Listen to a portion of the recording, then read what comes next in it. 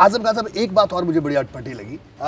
ठीक है, अखिलेश यादव हैं, उनका मिलना आपसे, मिले नहीं मिले अब उनका मसला है, आप क्यों नहीं मिले वो आप जानते हैं, या वो क्यों नहीं गए वो बेहतर जानते होंगे।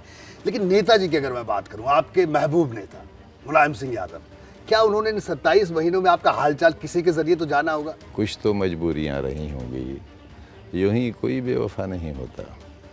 किसी के जरिए भी हालचाल नहीं जाना आजम खान साहब? जैसे कोई वहाँ कोई मिलने का प्राविधान ही नहीं था। कोरोना में मुलाकातें बंद थीं, चंद रोज़ के लिए खुलीं। मेरी वजह से पूरे उत्तर प्रदेश की मुलाकातें बंद थीं। यानी मैं तो इतना जालिम साबित हुआ था कैदियों के लिए कि कैदी जानते थे, खुद मेरी जेल में भी तमाम कैदी जानते थे कि मेरी वजह से मुलाकातें नहीं हो रही हैं, क्योंकि लोग मुझसे मिलने आते थे, इसलिए मुलाकात बंद थी। फिर बहुत दिन बाद मुलाकात की इजाज़त भी मिली, तो एक हफ्ते में एक शख्स कोई मिल सकता था जी। फिर मेरी वो मुलाकात भी बंद कर दी गई थी। तो जब मुझसे कोई मिलने आ ही नहीं सकता था तो पैगाम कैसे आता? पैगाम रसा कौन होता? पैगाम्बर कौन होता? तो कैसे शिकायत करूं? किसी से कोई शिकायत नहीं? कुछ नहीं, कुछ नहीं। ये बड़कपन नहीं है, ये बिल्कुल बड़कपन नहीं है जी, बिल्कुल एक सच्चाई है। शुरू से यही मिजाज रहा है।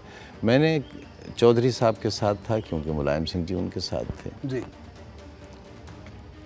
चौधरी साहब बहुत इज्जत करते थे, जबकि मैं उनसे बहुत छोटा था जी।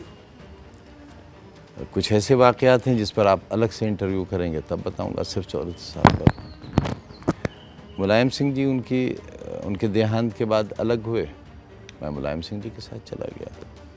उसके बाद मैंने कहाँ कोई कश्ती बदली, दूसरी कश्ती की तरफ देखा भी नहीं। लेकिन आपको तो लोगों ने ऐसी कोशिश की कि कश्ती से उठा के फेंक दिया जाए।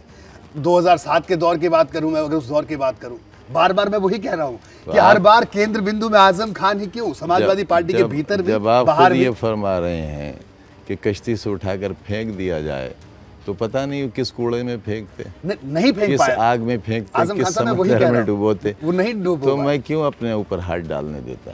जी, मेरी कश्ती ठीक थी जैसी भी थी। अगर छोटा मोटा सुराख उसमें हो भी गया था तो मैंने उसे अपनी हथेली से रोक दिया था, पानी नहीं आने दिया था। आजम खान साहब, जहाज हमेशा बड़ा डूबता है जी। टाइटैनिक बनाने वाले ने यह कहा था कि नाउजुबिल्लाह अगर खुदा भी चाहे तो इसे नहीं डुबो सकता, और यही बात कुदरत को नापसंद आ गई और पहले ही सफ़र में वो जहाज़ तबाह भी हो गया और डूब गया।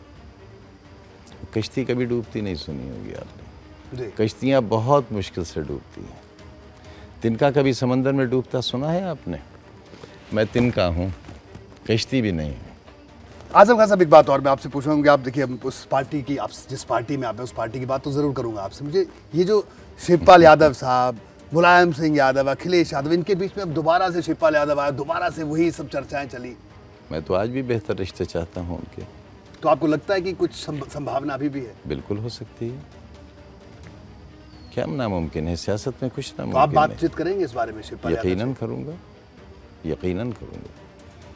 क्या ऐसी तस्वीर देखने को मिल सकती है कि अखिलेश यादव, आजम खान साहब और शिवपाल यादव विधानसभा में एक साथ बिठाए? दुआ कीजिए इसकी, मैं भी करूँगा। नहीं, दुआ तो ठीक है, लेकिन इस पर मैं तो दावा कोई नहीं कर रहा है। मैं तो चाहता हूँ वो तमाम समाजवादी जो चले गए या जाने के लिए मजबूर कर दिए गए जी, उन सभी को वापस आना चाहिए, क्योंकि आज फिर एक नए समाजवाद की ज़रूरत है। तो इसकी कोशिश करेंगे आजम खान साहब? आप शुरू भी कर दी है।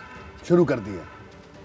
क्या हम ये मान के चले, हम ये खबर चला सकते हैं कि आज शिवपाल यादव से आप बातचीत कर रहे हैं? इसका मतलब ये नहीं हुआ शिवपाल जी से शुरू कर दी है। अच्छा जी, ये लेकिन नई हवा है, नई सपा है, या क्या आजम खान और मुलायम सिंह यादव वाली सपा है ये? नहीं, वो सपा वापस आ जाए जो हमने बनाई थी।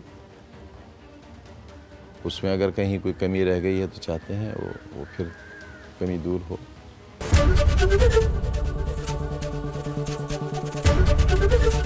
एबीपी गंगा, खबर आपकी, जुबान आपकी।